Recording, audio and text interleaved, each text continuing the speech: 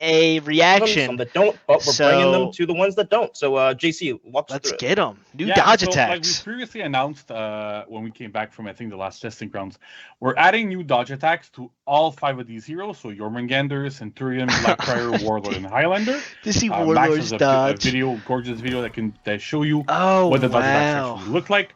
So, they're, except for Highlander, they're all done with the light attack button.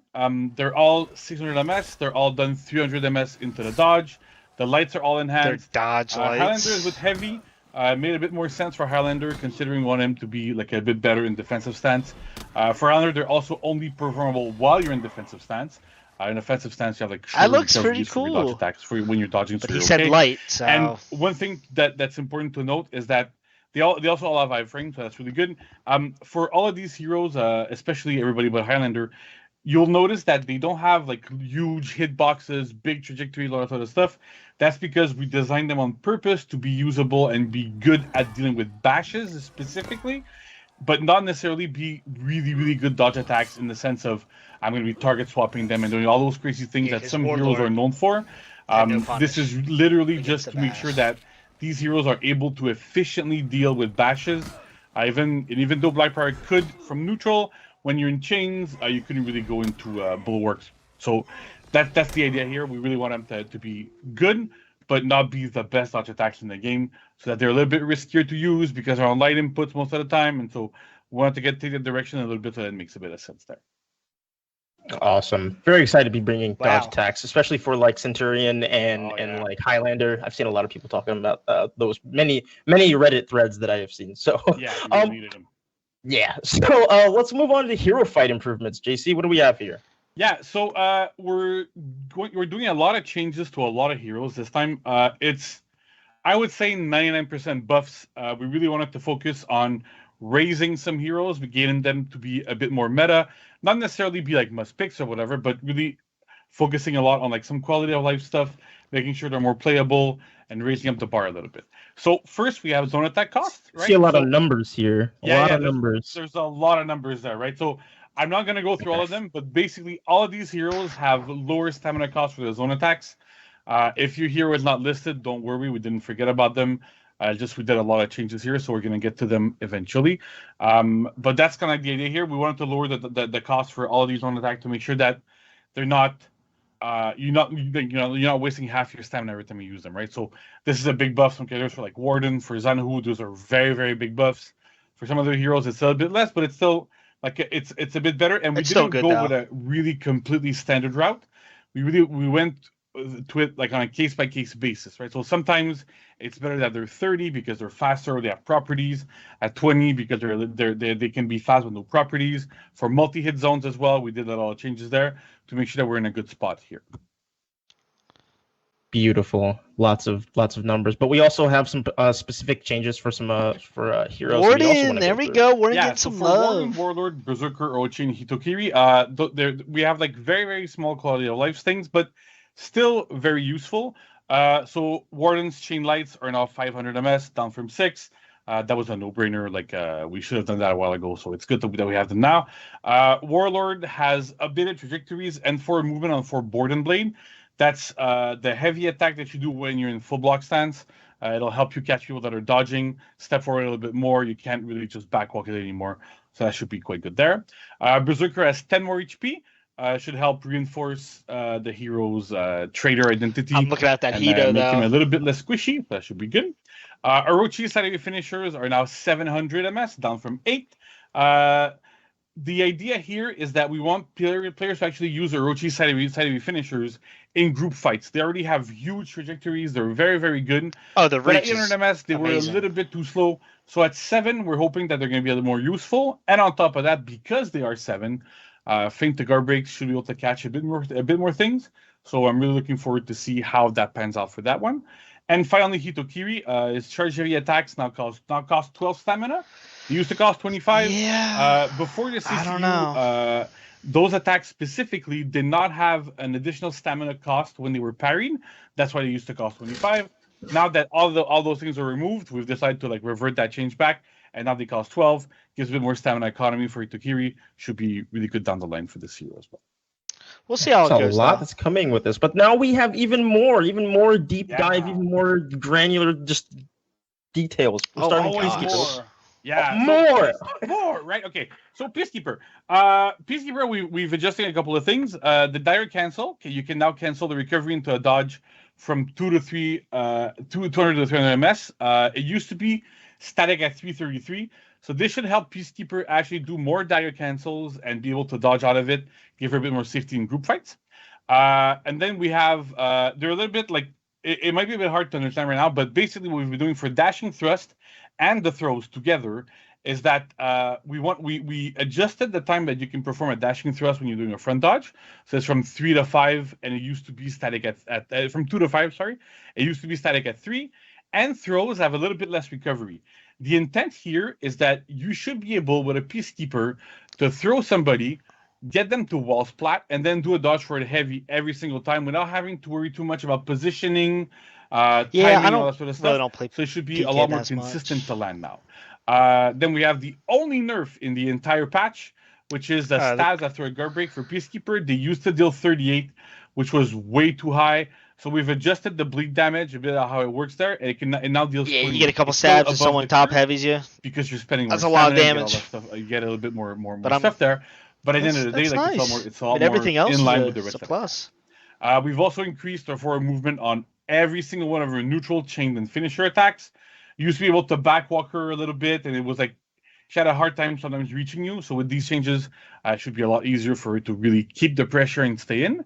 We've also updated the trajectory for the zone attacks for the first strike, so that it matches the weapon a lot better. The trajectory is a bit bigger. It's not like it's less angled, so it works better. And finally, this one's a big one. Her crossbow feat, which is her tier 3 feat, it has a pretty short cooldown, and it used to deal 25 damage straight up, right? Which was still good. But now what we've changed it to do is it deals 15 direct damage and 10 bleed damage over 10 seconds. So it still deals 25, but that bleed damage there is super important. It really lets her open up her kit, be able to get those unblockables in, get the synergy with other bleed heroes, and it's a lot easier to land that. You could go like externally, because that's a lot of complaint that players I've had, that externally Peacekeeper couldn't really do anything. Now when she has her feat 3, you can actually start to apply a lot more pressure when you're external with her. Looking forward to playing Peacekeeper, but here we have Lawboy. What are we doing at Lawboy, JC? Lawboy, right? So Lawbringer doesn't have a ton of changes. Basically, we've done a big pass of adjusting the forward movement on his light attacks, his side heavy attacks. We've updated the weapon trajectories for the side heavies. They should no longer like just phase through some external opponents. That should work much better. And we've also did a little bit of a pass on input comfort. All this is coming for the parry follow-ups. So you can like 2 you now days. perform That's them crazy. like 66 ms before. And because of that, we've also had to speed up impending riposte, which is the kind of the impale that we have after a parry, so that it would still fit. Basically, those are just 2 changes that they're meant to be quality of life changes, that it's going to be a little bit easier to do these parry punishes. Beautiful. All right. Can't say yes. Right? So we've been talking about can't say. All of his changes rely on they all revolve around this top heavy finisher. You could before just always every time you saw unblockable, just roll away and deal with everything. So we've done a couple of changes. The chaining timing for chain lights into top heavy is now 100 ms. The attack itself has been sped up to 1100 ms and now suffers instead of fast guard break. And there's also increased for movement on top heavy finisher. This means that now if your opponents used to roll on reaction to you throwing that top heavy finisher, you can now just hit guard break, catch them with the fast guard break, get them when they're rolling, and it helps Kensei provide a lot more pressure this way and makes that top heavy finisher much better. Because everything else, he's really, really good. I don't really play a ton of Kensei, so I may have to jump on after these. Yeah, it's an interesting difference there. Yeah. All these heroes. Cool. Yeah, I see a lot here for Nobushi. Yeah, right. So for Nobushi, it looks like a lot, but it's not. You'll see it's relatively simple. We've updated the trajectories for all of our side heavy openers and finishers. Again, they didn't really match the weapon swings, so with this you'll be able to hit people better externally, so that works. Side Cobra Strike, which are side dodge lights, they're now 533 ms. They used to be 6, and they now have iframes, so they're actual good dodge attacks now. They're not. You don't need to delay them and make sure you do them at the right timing when you're dodging or whatever. Now they're always going to be able to have iframes. You're going to be able to do good with them. So that's very good. Their side dodge heavies are also very good, but those didn't get updated because we wanted to have a version of it that was this is the dodge attack thing, and this one is the more like zone type of thing. So that's going to be a little bit different there. Front Cobra Strike is now 500 ms instead of 6, and you can do it from 2 to 500 ms in the front dodge. It used to be stuck at 300 there, and it was start 600. playing Nobu. So with this, like, it also gives that to be a little bit of a better peel tool. It lets you really delay it and have like a little bit better pressure there. We've also updated all of her recovery timings. Well, a bunch of them on all those listed attacks. I won't go into them, but we just wanted to normalize her recoveries because some of them were like extremely long. So when you would miss, or even if you would hit, if you didn't choose to chain afterwards, you were left wide open with Nobushi. So that's like a little bit of quality of life thing there. And finally, her out of luck heavy finisher is now a left stance attack. It used to be top, so now being left means that she can actually throw it in the lane, be able to catch more enemies, more minions and stuff, and makes her like a bit better overall in the minion lane. So that should be a nice improvement there. But wait, there's even more. There's always more, right? There's always more. Centurion. So we've increased the forward movement for the charge. I'm so impressed. Basically because Centurion didn't have a lot of reach, and so the pressure that the character could deal from externally was like not that good, honestly. On top of that, that's a really good pin. So you get your opponent, you pin them for a long time, you get a guaranteed ally heavy. Works super well, so that's good. So with that bit of extra forward movement, it should help Centurion actually get into that groove a little bit better. And we've also changed Charge Punch.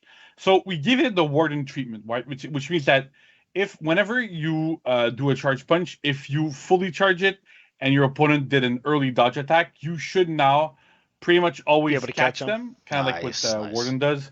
It was a bit of a problem now where you could like some characters were able to fully avoid it. So with that change, we should be good to go in this change. So it has better tracking. It's a bit faster.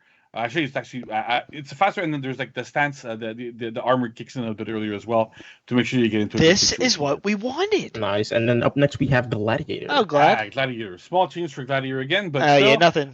Front and side sucker punches. Pretty solid. 12 stamina. They used to cost 24, I think, which was like an insane number.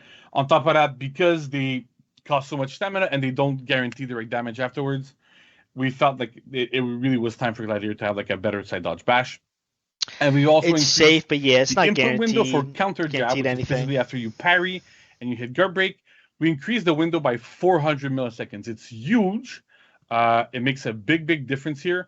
It should be much better here. Should like the input comfort. You have a lot bigger window to hit the button, so that should feel much better here for Gladiator.